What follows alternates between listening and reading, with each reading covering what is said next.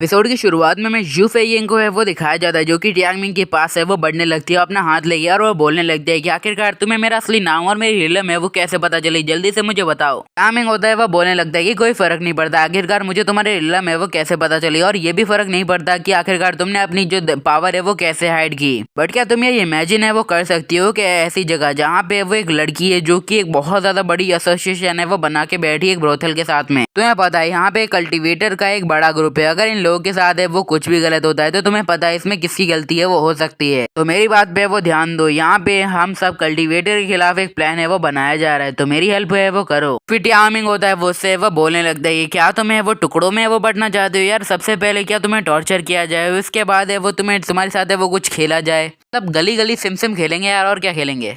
अब जो फेइंग होती है वो काफी ज्यादा हैरान होती है और अपने मुंह को है वो दबा के वो बैठ जाती है, वो कुछ भी बोलने की हालत में नहीं होती है फिलहाल। तो फिर हमें तीनों डिसाइपल को है वो दिखाया जाता है जो कि है वो एकदम रेडी है वो हो चुके होते हैं उनके टास्क को है वो लेने के लिए। वो बंदा होता है वो बोलने लगता है मेरे साथियों से कि मैं अभी इस टास्क को है वो लेने के लिए जा रहा हूँ, याद रखना कि जैसे ही मैं ये चैलेंज है वो एक्सेप्ट करूंगा तो तुम्हें वो मेरा है वो ख्याल रखना होगा। सारे डिसाइपल होते हैं वो बोलते हैं कि अच्छा ठीक है हम ये सब करने के लिए तैयार हैं, उससे वो गुड लक विश करते हैं और टेक केयर बोल देते हैं। तो पीछे से वो आवाज आने लगती है, कोई बोलने लगता है कि जल्दी से वो पीछे देखो यहाँ पे क्या बवासीर चल रही है। सारे लड़के होते हैं वो हैरान होते हैं, वो बोलने लगते हैं कि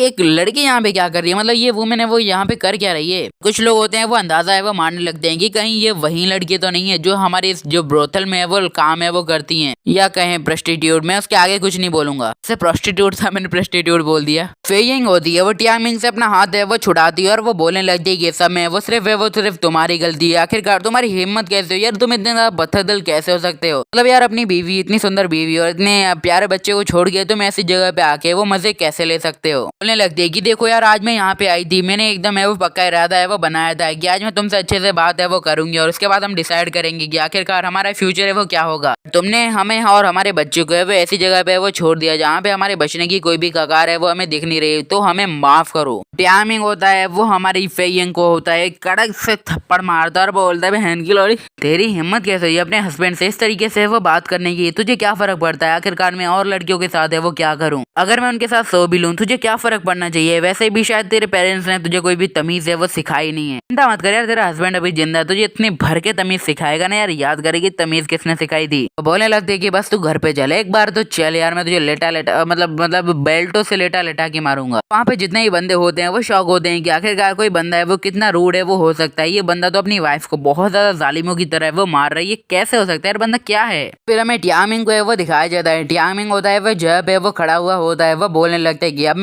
तुमने जो मुझसे करने के लिए कहा था वो मैं कर चुका हूँ, जो हमने प्रॉमिस किया था उसे पूरा करने का वक्त है वो आ चुका है। तो फेइंग होती है वो बोलने लगती है कि अच्छा ठीक है मैं तुम्हें बताती हूँ कि आखिरकार यहाँ पे वो क्या चलता है, मतलब ये जो एरा है वो एक बंदे को है वो अलाउ करता है, यानी एक मेल कल्टिवेटर को, बट मैं हेवियन सेक्ट से हूँ तो मुझे कुछ रूल्स है वो पता है जिससे इनकी रेस्ट्रिक्शन को है वो कुछ वक्त के लिए वो बदला जा सकता है। बोलने लगती है कि हालांकि ये पूरे बस में नहीं है मेरा कि लाइक मैं यहाँ की पूरी जगह को है या फिर कहीं पूरे इल्यूशन को है वो अपने काबू में कर सकूं, हाँ मैं यहाँ पे एक स्मॉल या फिर कहीं छोटे से साइज में या फिर कहीं एक ऑटम के साइज में वो रहूंगी। लाइक तुम अपने वो सपनों में वो खोए हुए होगे, तुम वो कुछ ना कुछ है वो सोच रहे होगे और जैसे ही तुम्हारा दिमाग है वो कुछ गलत करने की तरफ है वो बढ़ेगा या फिर डीमन तुम्हें पूरा कवर अप करने वाला होगा, तब मैं तुम्हारी मदद के लिए तुम्हें शायद है वो कुछ कर सकती हूँ। तो अपने मुंह से वो खून पोंछते हुए, यानी टियांग मिंग ने इतना भर के रैप्टा मारा होता है कि भाई यार मुंह से खून ही निकाल दिया होता है। वो फेइंग होती है वो बोलने लग देगी यार मैं इतनी भी पागल नहीं हूँ कि मैं तुम्हें यहाँ पे छोड़ के यहाँ से वो भाग जाऊँ, ऐसे भी एक वजह ये भी है कि मैं तुम्हारे बिना यहाँ से वो सेकंड लेवल तक वो जिंदा जा भी नहीं सकती, तो चिंता करने की कोई जरूरत नहीं है, मैं तुम्हें बीच में वो बिल्कुल भी धोखा है वो नहीं दूंगी और मैं अपना बेस्ट देने की वो ट्राई करूंगी, तुम भी है वो अपना बेस्ट ही देना। तो बोलने लग देगी देखो यार एक और बात है वो मैं तुम्हें बताना है वो भूल गई कि जो डीमन है वो तुम्हारे हार्ट के अंदर है, वो तुम्हारे ऊपर है वो डिपेंड करता है कि आखिरकार तुम्हारा दिल है वो क्या चाहता है, तुम्हारा दिल है वो क्या करना चाहता है, तो यार तुम्हें समझना होगा कि आखिरकार तुम कौन हो और यहाँ से पूरा जो रास्ता है वो तुम्हारे ऊपर है वो डिपेंड करता है कि आखिरकार अब तुम वो क्या करते हो, तो अपने कामों पे वो ध्यान रखना। टियांग मिंग होता है फक एटीट्यूड वाला बंदा, वो बोलता है कि चलो देखेंगे बाद में। टियांग मिंग होता है उस पोर्टल की तरफ अपना हाथ है वो बढ़ाता है और वो बोलने लगता है कि अब मैं जानने के लिए बहुत ही ज्यादा है वो एक्साइटेड हूँ कि आखिरकार कौन सी चीज है जिससे मेरा दिल है वो डरता है, आखिरकार कौन सी वो डेमोनिक चीज है जो मेरे दिल को है वो घबरा देती है। यार चुल मार के हमारा टियांग मिंग होता है वो अपने हाथ को मौत के मुंह के अंदर है वो डाल देता है या फिर कहीं पोर्टल के अंदर यार डाल देता है। यार हमें टियांग मिंग की सबसे पहली कल्टीवेशन को है वो दिखाया जाता है, यानी डुअल कल्टीवेशन को। किसे डुअल कल्टीवेशन नहीं कहेंगे, प्रॉपर सेक्स ही कहेंगे। टाइमिंग ने सबसे पहले वो कल्टीवेटर नहीं था उस दौरान जब उसने सबसे पहले ये किया था। डुअल कल्टीवेशन तो कल्टीवेटर के बीच में होती है, ना कि नॉर्मल बंदी के ऊपर। सबसे पहले कल्टीवेशन उसने उस बंदी के साथ की होती है, यानी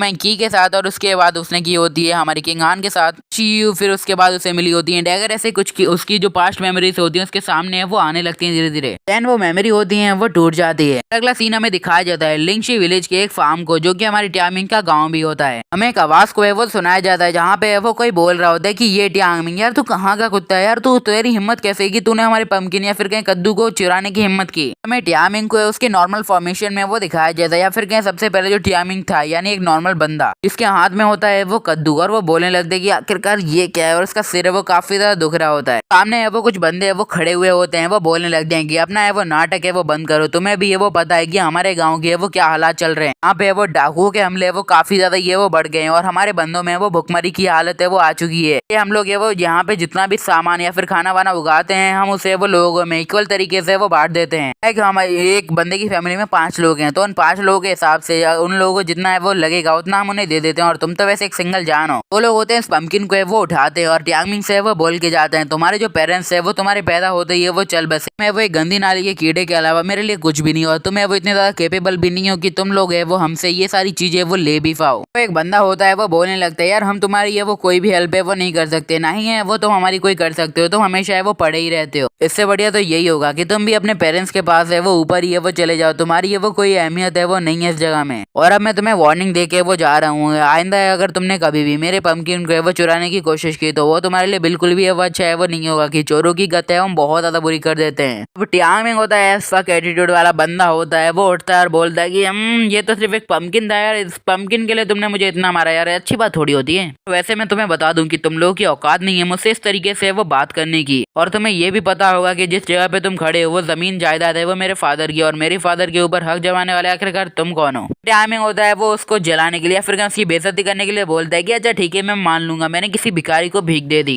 टाइमिंग होता है उस पहाड़ी की तरफ है वो देखता है जहाँ पे सबसे पहले वो गया था अपने आप को है वो गाड़ने के लिए। हाँ यार अपने आप को ही गाड़ने गया था, इतना ज्यादा डिप्रेस हो चुका था बंदा। तो बोलने लगता है कि फादर मैं अपनी फैमिली की लेगेसी या फिर कहीं परंपरा को है वो नहीं तोड़ पाया, मैंने सोचा था कि जो मेरी फैमिली है वो हर बार है वो अकेले है वो कैसे न कैसे वो मर गई है, मैं अकेला रह जाता हूँ। बट एक बार है वो मुझे चांस मिला था, किसी ने मुझे चांस दिया था, बट अब मेरे पास है वो कोई भी चांस है वो नहीं बचा है। टाइमिंग होता है वो बोलने लगता है कि यार अब मेरे पास है वो एक ही काम है वो बचा है, अकॉर्डिंग माई प्लान की मुझे आज रात में उस पहाड़ के पीछे वो जाना है और एक गड्ढा खोदना है, गड्ढे में जाके खुद है वो लेट जाना है, या फिर कहीं लकड़ियां डाल के अपने ऊपर है वो आग लगा लेनी है, जिससे वो मेरा यहीं पे ये वो मरना तय हो जाए। टाइमिंग के पास एक अजीब सी है वो आवाज आने लगती है कि नहीं यार तुम्हारे पास अभी भी है वो मौका है जिंदा रहने का। टाइमिंग की हो जाती है फटके 64, वो बोलता है कि अब ये कौन है, ये किसकी भयानक सी आवाज है। अगला सीन हमें दिखाया जाता है जगह का जहाँ पे कोई बंदा होता है वो बोल रहा होता है कि चीफ चीफ हमारी बात है वो ध्यान से सुनिए। तो बंदा होता है कि मैंने सभी बंदों को है वो चेक है वो कर लिया, वो अपने अपनी पोजीशन पे वो एकदम है वो तैयार है, आज हमारे पास है वो एक अच्छा चांस है उन लोगों को सबक सिखाने का। उनका जो चीफ होता है वो बोलता है कि तुम्हें है वो अभी भी सावधान रहने की वो काफी ज्यादा ये वो जरूरत है, वो आखिरकार एक डाकू है वो भी बहुत ज्यादा एक्सपीरियंस, तुम जितना समझ रहे हो वो उससे काफी ज्यादा ताकतवर है, वो हमारे साथ क्या कर दे हमें पता ही ना चले, तो अपने फाइनल अटैक के लिए तैयार रहो। आखिरकार उन्होंने आज रात को अपना प्लान है शायद ड्रॉप किया इसलिए वो अभी तक नहीं आए, पर शायद कल उनका फाइनल अटैक हो जाएगा हमारे ऊपर। जो चीफ होता है वो बोलने लगता है कि वैसे भी ऑफिशियल सेशन है वो कल है वो आ जाएंगे, तो हमें आज रात के लिए इस विलेज को है वो संभाल के रखना है, यानी लिंगशी विलेज को। और ये बार सारी बातें होती है जो टाइमिंग होता है वो इस दीवार के पीछे छुप के वो सुन रहा होता है। टाइमिंग होता है वो अपने बचपन की दोस्त जियाओ शुई के घर पे वो पहुंच जाता है, जो कि अभी तक है वो सो रही होती है। टाइमिंग उसे बुलाता है कि जियाओ शुई मेरी बात सुनो। जियाओ शुई होती है वो उठती है और वो बोलते है कि अभी कौन आया इतनी रात को। जियाओ शुई होती है वो टाइमिंग से वो बोलने लगती है कि ये टाइमिंग आखिरकार तुम यहाँ पे वो क्या कर रहे हो। टाइमिंग होता है वो उनसे वो बोलने लगता है कि जियाओ शुई मैं तुमसे वो काफी ज्यादा वक्त से एक बात है वो कहना चाहता था, असल में बात ये है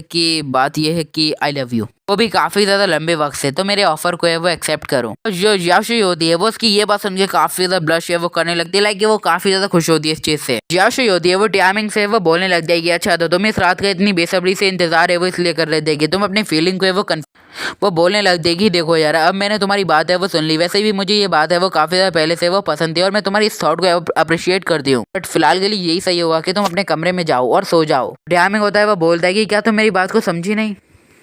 वो याशी का हाथ पकड़ लेता है और उससे वो बोलता है कि मेरे साथ चलो, हम दोनों के वो रासलीला करनी है। तो एक अजीब सी आवाज है वो उसे सुनाई दे रही होती है कि लाइक अगर तुमने अभी कुछ भी है वो नहीं किया, लाइक वो घबाघब नहीं की, तो शायद तुम्हारे पास है वो कर्ज मिटाने का कोई भी मौका नहीं होगा। टाइमिंग होता है वो बोलने लगता है कि अब मेरे पास और मौके है वो नहीं है, मेरे साथ है वो कर लो, वैसे भी आज मैं मरने वाला हूँ। याशी होती है वो रोने लगती है और बोलने लगती है ये टाइमिंग तुम ये क्या कर रहे हो, तुम्हें अपनी लिमिट है वो क्रॉस नहीं करनी चाहिए, मुझसे दूर रहो। बाहर से कोई आता है वो बोलने लगता है कि याशी आखिरकार अंदर कोई है क्या। तो जो याशी होती है वो उस बंदे के पास जाती है, बोलती है ब्रदर वो लगती है कि टाइमिंग ने मेरे साथ। तो टाइमिंग होता है वो बोलता है कि चाहो वो आखिरकार तुम दोनों ये सब। वो होता है वो बोलने लगता है कि आखिरकार तुम्हारी हिम्मत कैसे हुई, मैंने समझा था तुम्हें गरीब हो इसलिए ये सब करते हो, पर तुम इस टाइप के पर्सन हो गई ये मैंने एक्सपेक्ट नहीं किया था, you are just a criminal. होता है उसका हाथ पकड़ता है, बोलता है कि जल्दी से चीफ के पास चलो। तो टाइमिंग बोलता है नहीं। बंदा होता है वो बोलने लगता है कि याशी जल्दी से बताओ कि मैं बेगुनाह हूँ, मुझे माफ करे और यहाँ से जाने दे। वो कुछ भी जवाब नहीं देती। तो टाइमिंग होता है अपना बोराया हुआ वो अपने जेब से निकालता है अपनी डैगर और उसकी पेट पे वो मार देता है। सिस्टम के जरिए हमें बताया जाता है जो उसकी माउंट कंट्रीब्यूशन होती है वो 1% होती है। इस एपिसोड में मेरी आवाज है वो कुछ दबी दबी भारी भारी लग रही होगी क्योंकि इस एपिसोड को रिकॉर्ड करने के लिए 2 घंटे लगे हैं। आज थोड़ा शोर है आजू बाजू में, इसलिए मुझे थोड़ा अवॉइड है वो करना पड़ा है। सो